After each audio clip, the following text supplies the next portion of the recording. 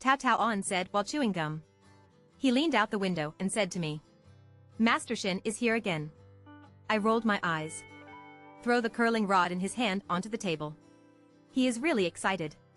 Is it over or not? Where is the novel based on quality? Wonderful stories are waiting for you. He was reaching out to get the big eggs of potato chips and screaming like a pig.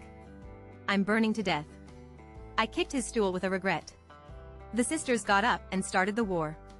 I shook my hair and put my legs on the table in a bluff. The next second, the main entrance of the classroom was broken.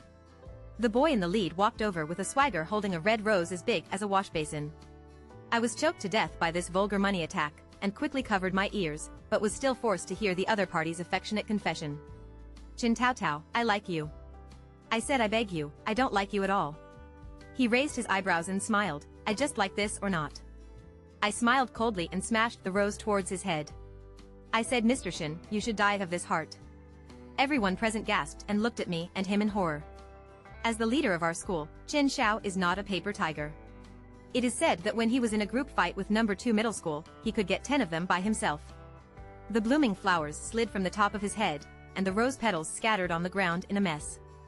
After 3 seconds of silence, he actually smiled, just be happy. I covered my forehead, young Master Shen, you are so crazy. He smiled, think carefully. I said, I have considered it.